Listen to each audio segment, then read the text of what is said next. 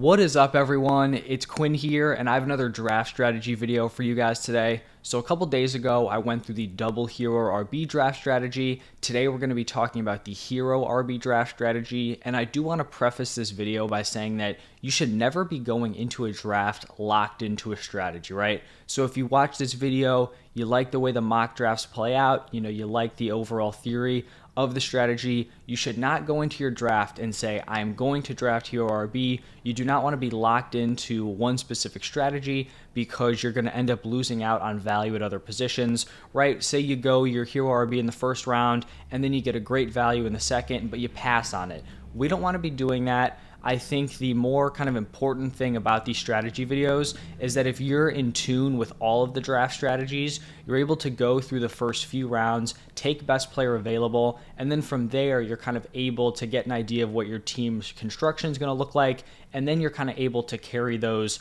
different strategies to the finish line. But I do just want to kind of make that point at the beginning. You never want to be locked into a specific strategy. So now diving into just the general overview of hero RB, and then we'll dive into some mock drafts later on. Hero RB is kind of self-explanatory, at least at the running back position. You're basically going to be getting one stud running back in the first 2 rounds of your draft. I guess you could argue maybe round 3 if you get like a great value, but typically like the players we want to target as your hero RB, they're probably going to be going in the first 2 rounds of your fantasy drafts. And then you kind of just want that running back to be a high ceiling option to really just anchor your lineup throughout the season. And then after you get that stud running back, your hero RB, you're basically going to punt the position until after the running back dead zone, which ends in round 6. So you're probably not going to be taking your second running back until like round 7, 8, 9, somewhere in there. And in between those running back picks, that's where you want to be stocking up on the wide receiver position. At the very least, you want to have solid options through the flex. Ideally, you'd also have 1 or 2 more quality options coming off your bench.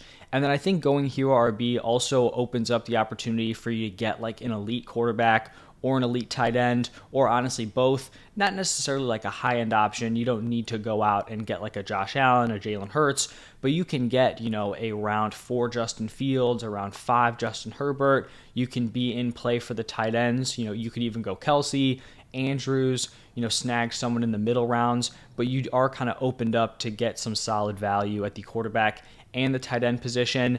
And then when it comes to your running back too, it can honestly vary. Like you're not forced into taking someone in round 7 or round 8. You guys are going to see in the mock drafts, there are certain drafts where, I get a really nice running back too, where I like the value in round 7 or round 8. But there are going to be other mock drafts where I get to round 7, round 8. I didn't like the value through the dead zone.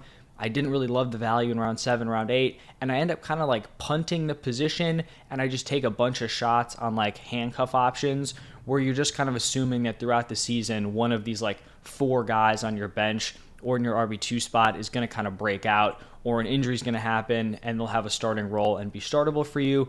So you can kind of go a few different ways when it comes to the running back position. And then looking at the current running backs that I would say are like, hero RB options, I think I could confidently say there are 8 running backs that I'd want to build my hero RB team around. Those are going to be CMC, Bijan Robinson, Eckler, Saquon, Chubb, Pollard, JT, and then Derrick Henry. I will say that if Josh Jacobs gets his contract thing sorted out, I would also throw him in there. You just don't want to be stuck in a spot where your hero RB is holding out or kind of, not even playing towards the end of the season. So that's what keeps him out for me. And then I honestly do think you could argue Ramondre. I wouldn't love it, but like if you go wide receiver, get Ramondre in round 3, I think that's a fine, kind of hero RB build. But that's kind of the general overview. Now let's jump into some of the mock drafts here. So I've got 5 different mock drafts for you. All of these have the same starting lineup format. So we're going 1 quarterback, 2 running backs, 2 wide receivers, 1 tight end, and then 2 flex spots, and then I believe 5 bench slots.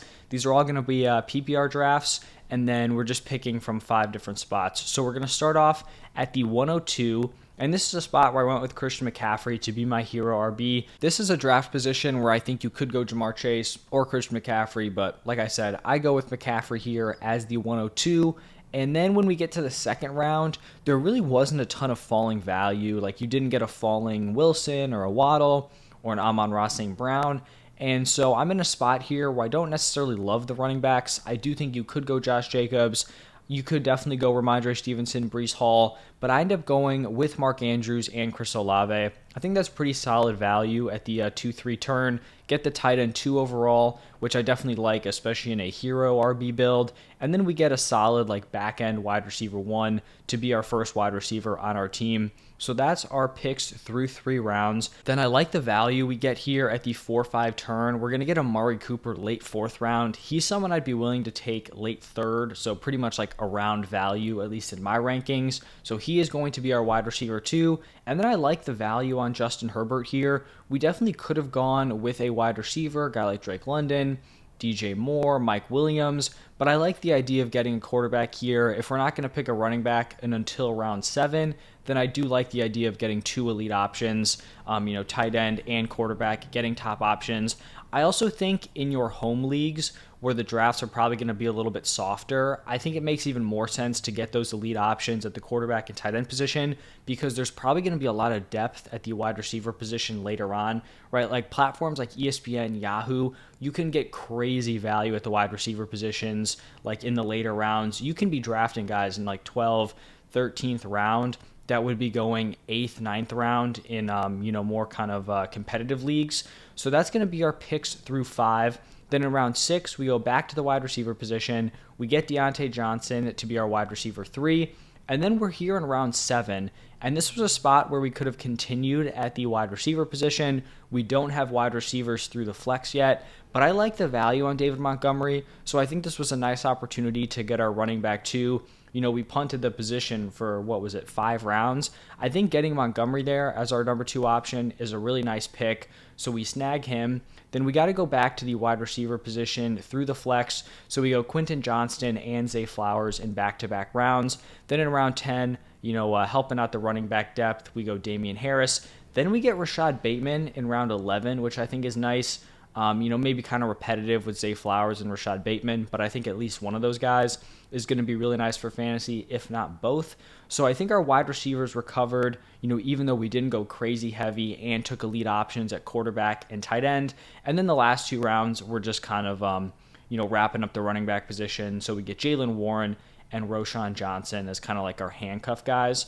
So that was our first draft from the 2nd overall slot. I do think like early 1st round is a spot where you could be going hero RB, especially in leagues where the running backs are going to get taken super early on, right? Like where you're not going to get a falling Pollard or a Derrick Henry, guys like that. I think that's a nice spot where if you go CMC early on, or even like Bijan or Eckler, you can end up building some solid hero RB teams. But now shifting into the 2nd mock draft, this is going to be PPR once again, same roster settings, but this is going to be from the 5 spot. So with pick number 5, we end up going with Bijan Robinson here. This could have been an Austin Eckler. It could have been a Tyreek Hill. It looks like it also could have been, Cooper Kupp was off the board. So pretty much could have gone Bijan, Eckler, Tyreek Hill here. Honestly, the more I kind of look at it and do these mock drafts, the more I'm willing to take like the Bijan Eckler group over Tyreek Hill and Cooper Kupp, just because I think the running back position falls off and you can get a lot of wide receiver value like later on. And I do slightly prefer Bijan Robinson, but if you prefer Eckler, just imagine this is like a Austin Eckler team. So we go Bijan in round 1. Then in round 2, we get Garrett Wilson. I typically don't end up with a ton of Garrett Wilson, but I think this is fine value. Also, definitely could have gone Tony Pollard here if we wanted a double hero RB build, but I think Garrett Wilson in like the mid-2nd round is solid value. Then in round 3, we add another solid wide receiver with T. Higgins. He's someone where if I'm getting him in the mid-3rd round, I'm all in. I draft him early 3rd, so I like the value there with him as our wide receiver 2. Then in round 4, we end up going with Justin Fields. This is kind of like the spot where we want to be avoiding these running backs. Like we see all these running backs going in this range. Kenneth Walker, 0 interest in round 4. I actually think round 4 Mixon is solid, but like then Aaron Jones, Miles Sanders, just not super interested in those guys in this range. So through 4 rounds, our picks are Bijan Robinson, Garrett Wilson, T. Higgins, and Justin Fields. I always love the value of 4th round Justin Fields. If you're getting a mid to late 4th, I think he's a really, really strong pick, especially if like the wide receivers are off the board. Like we could have gone with Amari Cooper, but we just drafted him in the first one. So trying to get a little bit of variance there. I do just like the spot here where Justin Fields is going. But now we want to get back on the wide receiver position. So in round 5, we go with Christian Watson. Could have stacked DJ Moore with Justin Fields, but I like Watson here as the pick. And then we end up going with kind of a mid-tier tight end 1 option in Darren Waller. I'm really starting to like the value of Darren Waller in like the round 6 area. If you're getting him round 6 later, I think he's a nice pick. The reports out of training camp have been really solid, and when healthy, Darren Waller has been a high-end tight end 1, so I'm kind of willing to take that swing there in the 6th round. So through 6 rounds, we've got 1 running back, an elite quarterback, a really solid tight end, and then we have 3 wide receivers that I'm comfortable with, but we do want to go back to the wide receiver position, so we go round 7, Deontay Johnson. This could have been another spot where we went with David Montgomery. I just prefer the value of Deontay Johnson, plus the fact that he will also be in my starting lineup. I think it made sense. Like if Deontay was going to be my wide receiver 5 and out of the lineup, maybe I'd go with Montgomery, but I do like the value on Deontay.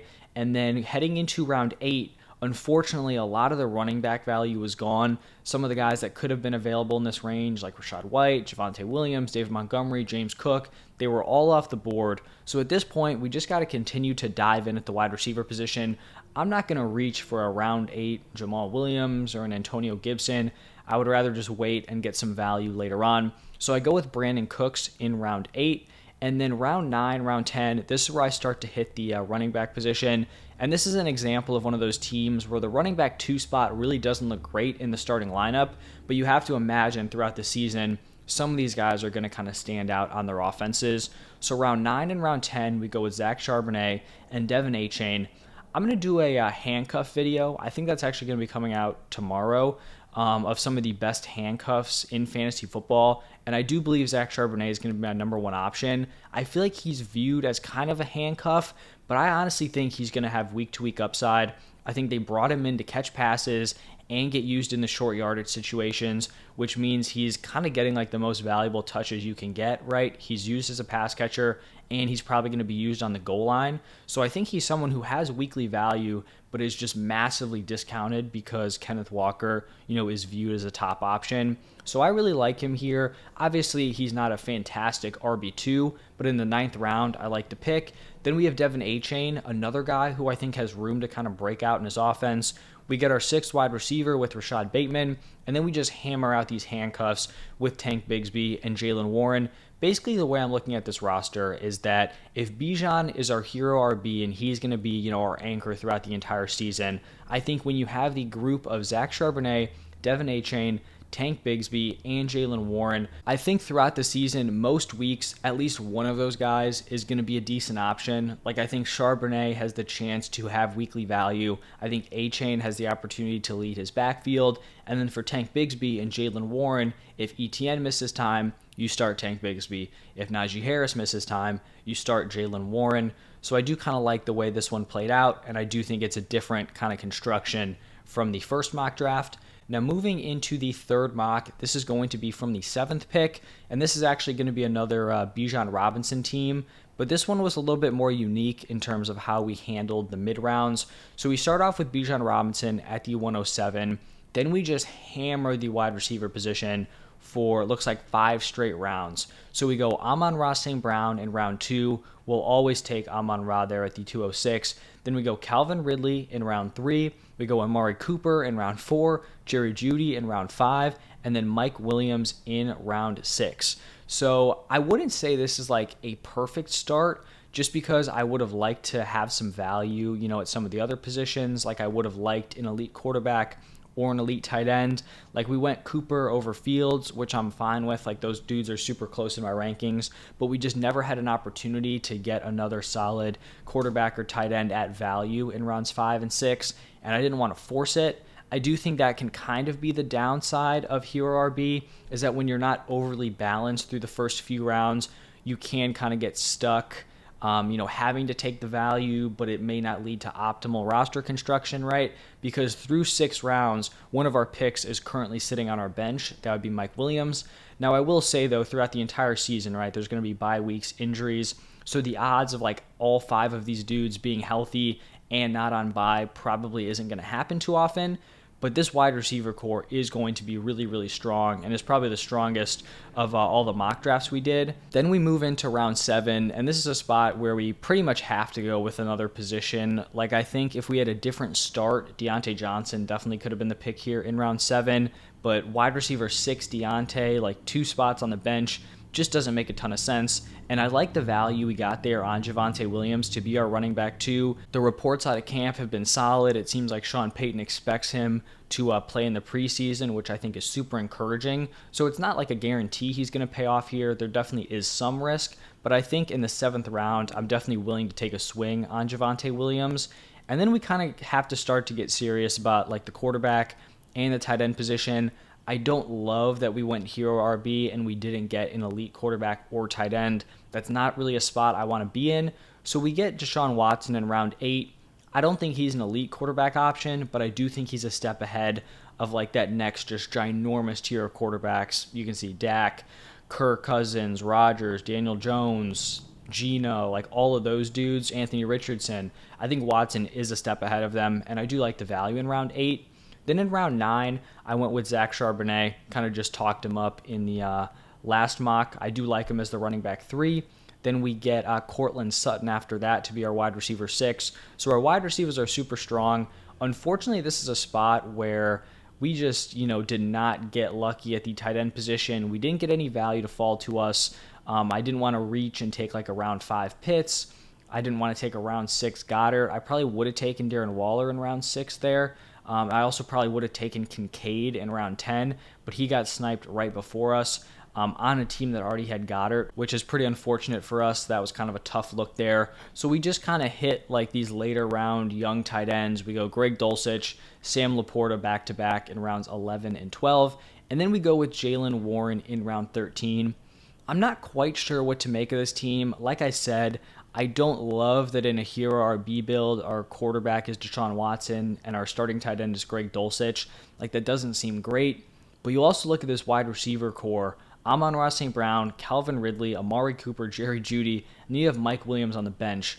Like, that is an incredibly strong wide receiver group there. So I think it's okay, but I do think it can kind of show the downfall of if you don't go super balanced early on, right? Like, if we had another running back pick in round like 2 or 3, we'd probably feel better moving forward. But I still think it turned out all right. And then our 4th mock draft is going to be from the 9 spot. And I don't love the 9 spot in drafts. I've talked about how I have a clear top 7. Unfortunately, none of those top 7 dudes fall to me at the 109. So we go with Stephon Diggs. This might be the first hero RB team where we don't go running back in the first round, but I still think, it turned out solid. So we go Stephon Diggs here at the 109. Then in round 2, we get Jonathan Taylor. I had someone ask a comment about like how concerned I was about JT's like contract situation / injury. And I guess the way I'll put it is I'd much rather buy the dip on Jonathan Taylor than just completely fade him at this point in the offseason. There's definitely risk, but, who knows how it plays out. I'll take the value on Jonathan Taylor. Then we hammer the wide receiver position for the next 3 rounds. So we go Calvin Ridley, Amari Cooper, and Christian Watson. At that point, through 5 rounds, we have wide receivers through our flex. Round 6, we have an opportunity to get a solid tight end. So I go with round 6, Darren Waller. Then in round 7, this was a spot where I would have taken David Montgomery if he fell to us. He did not. Actually, I probably still would have taken Deontay. Would have been a tough call, but we go with Deontay in round 7. He's going to be on our bench, but opportunities will open up throughout the season where he could start. Then in round 8, we go with Deshaun Watson. And unfortunately, we had James Cook go right before Watson. If James Cook fell to us there at the 804, I definitely would have taken him in that spot. So then the running backs are just not looking great after that. We still don't have our running back 2, so we go with Zay Flowers as our wide receiver 6. And then I just hammer out 4 straight running backs to end this draft. So A-Chain, Elijah Mitchell, Tank Bigsby, and Jaylen Warren. Same story to, I think, the second mock I talked about. Like, I think throughout the season, more often than not, one of these guys is going to appear playable. I think A-Chain has the upside of being like a weekly start, especially if they don't sign Dalvin Cook. But then these other guys, right, Mitchell, Bigsby, Warren, you just need an injury to one of their starters, and then they're completely playable for you. So definitely not a strong running back 2 spot, but I think like we made up for it at the other positions. Now moving into the fifth and final mock draft here, we're going to be going from pick 12. So hero RB from like the 1-2 turn. At the 112 and the 201, we go Nick Chubb, Amon-Ra St. Brown. I feel like the 1-2 turn is super interesting this year because I think you can put together a lot of different combinations. Like you can go running back, running back. We could have gone Chubb, JT. A lot of times you can go wide receiver, wide receiver. You're going to have guys like Amon-Ra St. Brown, CeeDee Lamb, Devontae Adams, A.J. Brown. All those dudes are going in that same range. So you do kind of have a lot of flexibility, or you could go running back, wide receiver, like we did here with Chubb and Amon-Ra St. Brown. Then we move over to the 3-4 turn, and I just really liked the value on wide receiver. Chris Olave at the 312 is crazy value. I don't think you're going to see him slip there much on Sleeper, but I think other platforms like ESPN, Yahoo, I think that's honestly like where he goes consistently. So we get Chris Olave and Calvin Ridley at the 3-4 turn. Chris Olave I consider to be like a back-end round 2 guy, and Calvin Ridley I view as like a high-end round 3 option. So love the value on both of those picks. We've got 3 wide receivers, 1 running back through 4. Then in round 5, we're going to stack Calvin Ridley with Trevor Lawrence as our quarterback 1. And then we get Mike Williams to put wide receivers through our flex. Then in round 7, we end up kind of getting a nice turn here, I would say. We get our running back 2 with James Cook, and then we also get our solid tight end with Evan Ingram, who stacks with Trevor Lawrence and Calvin Ridley. I know people are probably, up in the air on stacking and redraft. I think it makes sense, as long as you're not way overdoing it or just stacking like horrific offenses. Because, right, with Trevor Lawrence, Calvin Ridley, Evan Ingram, all these guys, we're making the same bet that this Jaguars offense is probably going to be pretty solid. So if that bet hits, it's going to hit for all of those dudes, which is definitely going to elevate the ceiling of our team. So through 8 rounds, we've got 4 wide receivers. We have our 2 running back slots filled out, and I think James Cook in round 8 is a very solid running back too. And then we also have quarterback and tight end locked in. So we probably want to go back to the wide receiver position, get some decent options that we'd feel comfortable putting in our flex. So we go Elijah Moore in round 9. We go back to running back with Zach Charbonnet as our running back 3 in round 10. Then we get Sky Moore in round 11, Tank Bigsby in round 12, and then wrap it up with Zay Jones as, potential stack here with Trevor Lawrence. We'll see, how that Jaguars offense plays out. Definitely a talented enough wide receiver where if an injury happened to either Calvin Ridley or Christian Kirk, he could probably step up and be like a potential flex option. So looking at this team, I think it, turned out pretty solid. Our wide receivers are very nice, especially, our top 4. We have a solid quarterback, decent tight end, and then I think our running back room is also all right. So that is going to wrap it up for these 5 mock drafts. Like I said at the top, if you like the way these mocks played out, you never want to go into a draft locked in, but it's always nice to have that flexibility. I think especially if you're playing in some more like casual platforms, the wide receiver value is probably going to seem pretty nice to you. I mean, pretty much like the entire draft. So I could definitely see you guys kind of getting into those spots where you get one solid running back and then you just hammer out the other positions. I definitely think it's a viable draft strategy this year. If you guys enjoyed the video, do me a huge favor, hit that like button and subscribe to the channel. And if you did enjoy it and you haven't seen my Hero RB video, that one's up on my channel from a few days ago. So go check that one out also. But thank you all for stopping by, and I will see you in the next one.